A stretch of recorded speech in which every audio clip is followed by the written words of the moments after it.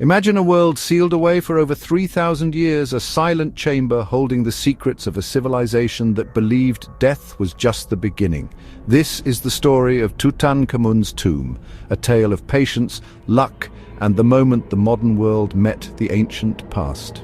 In Egypt's Valley of the Kings, tomb robbers had plundered for centuries, leaving chaos and empty coffins. By the early 1900s, most believed the valley's secrets were spent, but British archaeologist Howard Carter was convinced one king, Tutankhamun, remained hidden. Years of searching, dwindling funds, and fading hope led to a final season in 1922. Then a worker's foot struck something solid, a step carved into bedrock leading down into darkness. The team uncovered a hidden stairway, sealed and forgotten, promising a world unknown. Excitement surged. Was it a tomb or just an empty cache? Was it intact or already looted? The staircase led to a sealed doorway, stamped with Royal Necropolis seals, a sign of immense importance. Carter couldn't be certain what lay beyond. The journey to uncover the truth had only just begun. A slow, deliberate advance toward the heart of a 3,000-year-old mystery. The world was about to witness history's most astonishing archaeological discovery. The Valley of the Kings, a sun-scorched canyon, chosen by pharaohs for its isolation, was meant to protect their tombs from desecration. Yet, over centuries, nearly every tomb was breached and looted. Howard Carter, more archaeologist than treasure hunter, believed the valley still held secrets.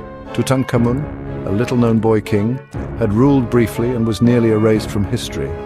Carter theorized his modest tomb might have been overlooked, perhaps buried beneath debris from later tombs.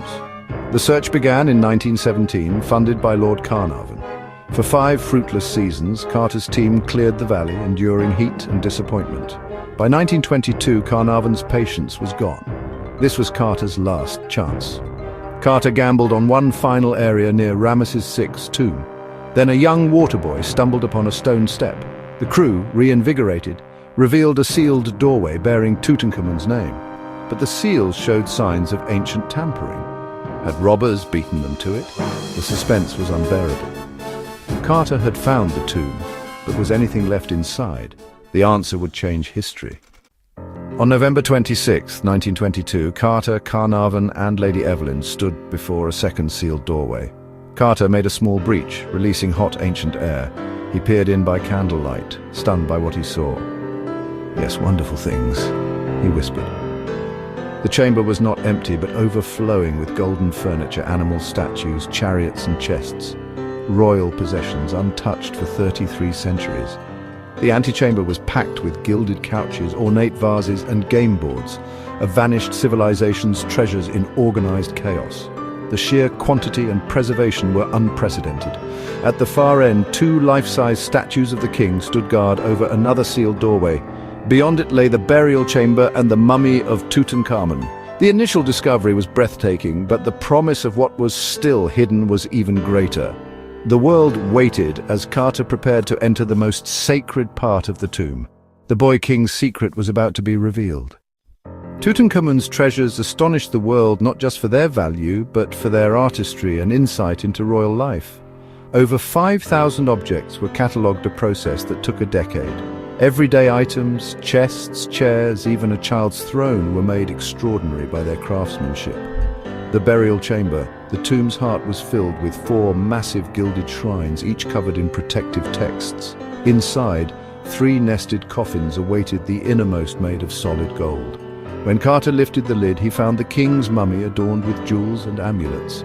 The opulence was beyond imagination. Most iconic of all was the funerary mask, over 10 kilograms of gold inlaid with lapis lazuli and other stones. The mask's serene face became the symbol of ancient Egypt. It was more than a portrait, it was meant to ensure the king's recognition in the afterlife. The discovery gave a face to the boy king and captured the world's imagination. Tutankhamun's legacy was reborn. The treasures told the story of a forgotten pharaoh. Tutankhamun's tomb, KV62, is remarkably small for a pharaoh, more like a nobleman's, likely repurposed after his sudden death. Its modest size helped it remain hidden and preserved. The tomb consists of 4 small rooms and a corridor, unlike the sprawling tombs of other pharaohs. The antechamber was packed with funerary equipment, from gilded couches to food boxes. The annex, a smaller room, was in disarray, likely ransacked by ancient robbers and hastily tidied by priests. The burial chamber, the only decorated room, depicted the king's funeral and journey to the afterlife. Its walls were painted in a rush style, suggesting a hurried burial. The chamber was almost filled by the nested shrines and sarcophagus. The treasury, guarded by a statue of Anubis, held the canopic chest, jewelry, model boats and shabti figures for the king's afterlife. Every room revealed a new facet of the boy king's world.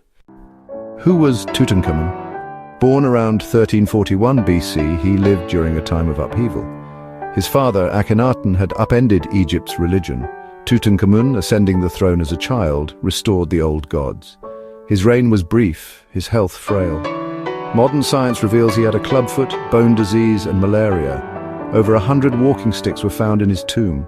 He died around age 19, likely from an infected broken leg compounded by illness. For centuries, he was a forgotten pharaoh, erased from monuments and king lists. Ironically, this obscurity saved his tomb from looting. His modern fame is a twist of fate. His obscurity preserved his legacy. The boy king, once a footnote, became Egypt's most famous ruler. His life remains a puzzle, but his tomb made him immortal. Tutankhamun's story is one of rediscovery. The legend of the Curse of the Pharaohs began soon after the tomb was opened. Lord Carnarvon's sudden death in 1923 fueled rumors of supernatural vengeance. Stories of power outages, mysterious deaths, and a supposed curse inscription spread quickly. The media amplified the myth, captivating the public. In reality, most involved lived long lives. Carter himself survived another 17 years. Scientists suggest natural causes, like bacteria or mold, not ancient magic. The curse was a creation of media hype, not history. The discovery of Tutankhamun's tomb revolutionized Egyptology. For the first time, a complete royal burial was found intact, a time capsule of the new kingdom. Scholars gained unprecedented insight into ancient life, from chariot construction to royal clothing and food. Every object added a new piece to the puzzle of Egypt's past. The world was swept by Tutmania, influencing art, fashion, and culture. Tutankhamun became a global icon, his mask recognized everywhere. Carter's meticulous methods set new standards for archaeology. He insisted on careful documentation and conservation, preserving context as well as objects. The find emphasized that how we study the past is as important as what we find. Tutankhamun's tomb changed archaeology forever. Its impact endures to this day. A century later, Tutankhamun's tomb still fascinates and inspires. His treasures, now in Cairo's Grand Egyptian Museum, are studied by millions. Modern technology, CT scans, DNA analysis, has revealed new details about his life and death. Recent theories suggest hidden chambers may lie beyond the tomb's walls, possibly belonging to Queen Nefertiti. Ground-penetrating radar has yielded tantalizing but inconclusive results. The debate continues. Does the tomb hide even greater secrets? Tutankhamun remains both known and enigmatic. We can study his face, his DNA, his walking sticks, yet mysteries endure. The story of the boy king is not over. With each new discovery, his legend grows, ensuring his place in history for generations to come.